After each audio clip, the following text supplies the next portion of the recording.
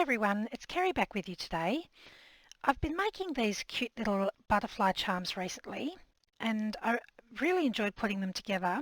I think they make a cute little addition to any project. So I've just got one here as a little dangle, but I've also used one recently in one of my art journal pages, just here. So I thought today I would show you how I've put them together.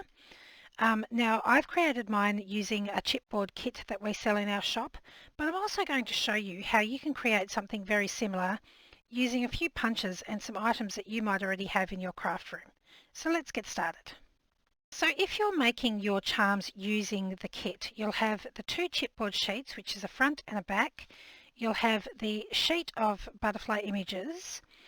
Then you'll need some ink or paint or whatever colour you choose.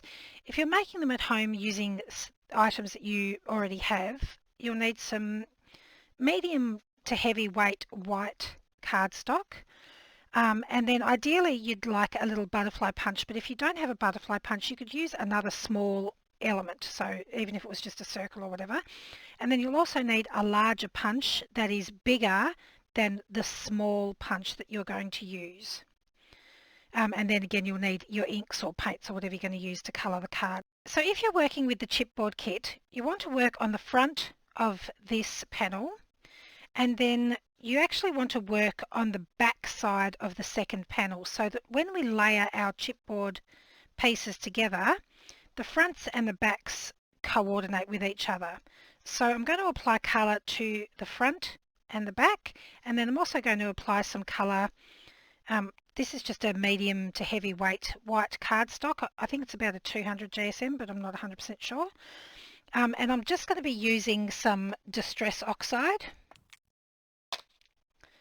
So I've picked out some colours here. And I'm going to start with the peeled paint, and I'm very random with how I apply it. It doesn't have to be neat, because we'll be doing lots of layers on here. I just want to make sure that I have a little bit of the colour on each of my charms, so everyone's got the same sort of colours going on. And then when it comes to my piece of cardstock to use to make my own, I'm just going to again make sure that I've got the colour spread pretty evenly all over the cardstock. And it doesn't matter if you've got brush strokes or marks or round sort of ink splats, it doesn't matter, it's all going to blend in once we build up the layers. So next I'm going to pick a little bit of this blue, and I'm just doing the same thing. I'm just adding a little bit here and there, making sure everyone's got a little bit of the colour. And then again on the the cardstock, I'm doing the same thing, just making sure that the colour's all over the card. And then I'm just going to go back in and do the same thing with this third colour.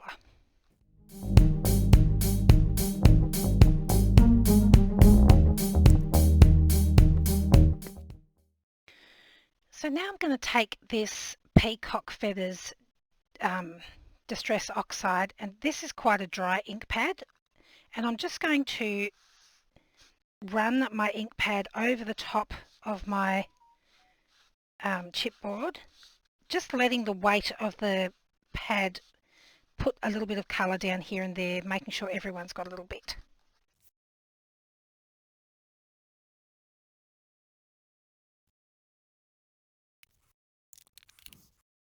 Okay, so now that I've got my three panels all with a little bit of colour on, I want to add some black stamping, and I'm going to use Archival Ink for this one.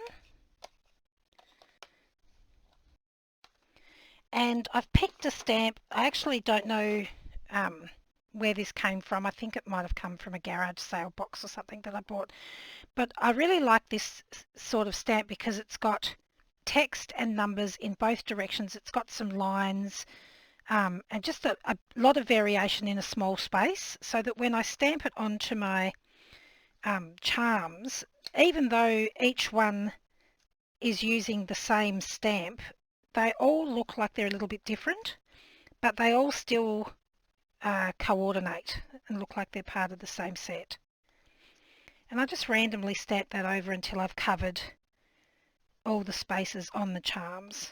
I turn it round, sometimes I put it upside down.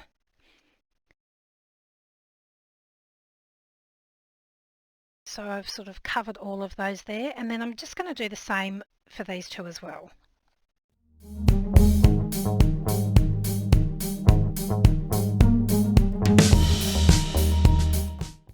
So now I have my backgrounds all coloured and stamps, it's time to add some gold splashes, and I'm just using my Lindy's glittering gold and a small paintbrush to flick my gold splashes on.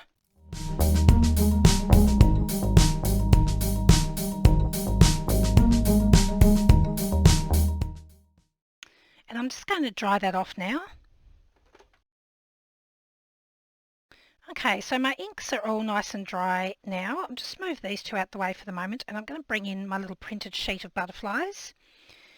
Now, these have a slightly larger edge, black edge around them than is necessary, just so that when you line them up with the hole, they don't have to be 100% precise. There's a little bit of leeway there. And when you're cutting out the butterflies, you don't have to sort of fussy cut them. You can sort of just leave, you know, the edge on. You just need to make sure that the edge of your paper doesn't hang out past the edge of your charm. So for example, this little piece of paper here is a little bit close to that edge, so I'll just trim a little bit more off there. And I know that this butterfly will fit nicely on this charm. And to place my butterfly, I just use my art glitter glue, and I'm just putting a tiny little dab of glue around it.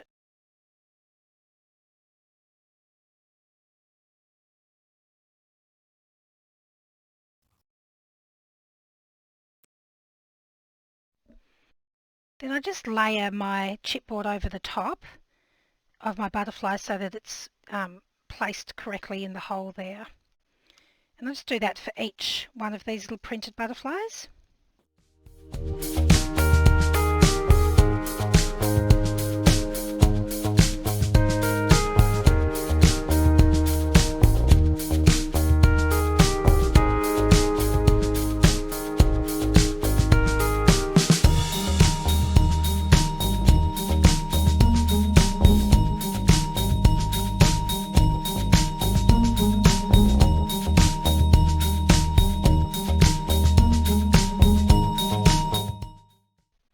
So now we'll work on the ones that we're making with our cardstock, and I've got a little butterfly punch here, so I'm just going to punch out a butterfly,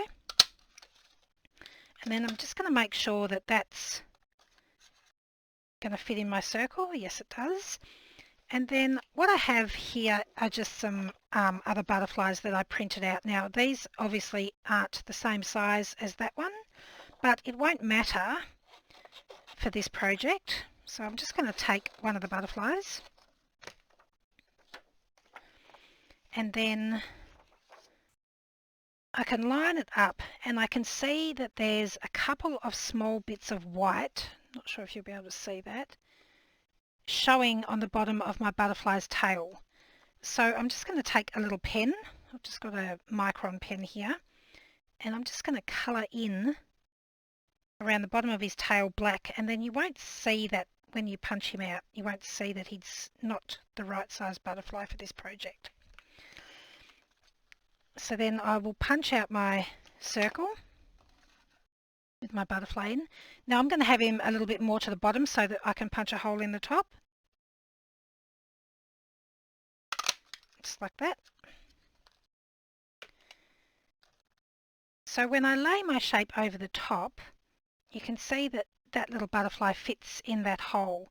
So now I'm just going to mark on my paper here where I want to cut to make my paper small enough to hide behind my butterfly, behind my circle, sorry. So I'm going to cut along there, up there, too big still.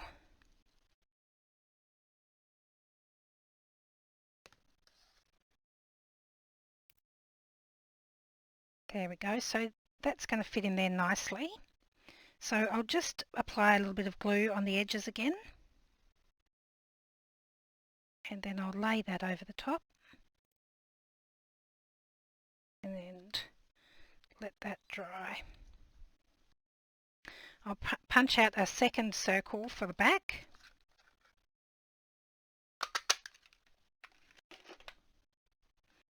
So now I have my front and my back for this charm. And we have our front and our back for this charm. These have been designed so that they will line up perfectly when glued together. So now all I want to do is apply some glue onto my backs, but I don't want to get the glue too close to the edges because I don't want it to seep down inside these cut lines, because then I won't be able to separate the charms from the backing.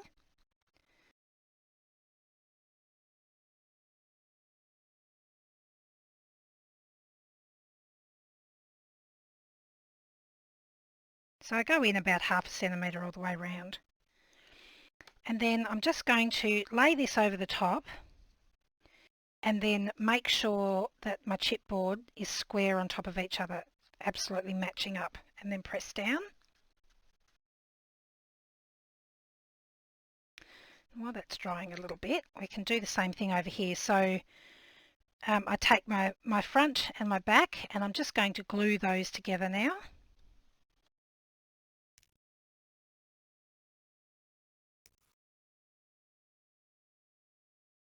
Now once this one's dry, I really like the dark definition line of this butterfly.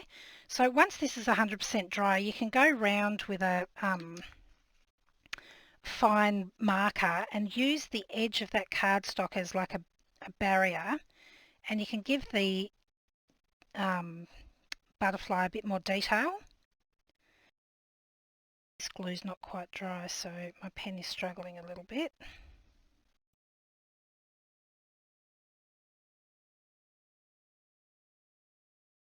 But you can see how giving it a little bit more definition around the edge sort of makes it pop out a little bit more.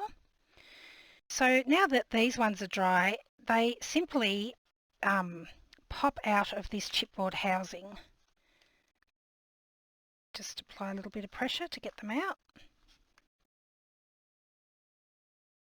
And then you're also left with these two sort of frames that you've already coloured. So to finish off my charms, I just take some black ink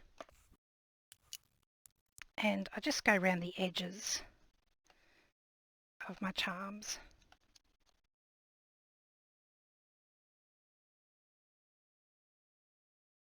Then they look more like this. And you can do the same with the one that we've made with the cardstock. I just go around the edges with the black. And then to finish off, I'll just take a hole punch and punch a hole in my charm, and then that one's ready to go.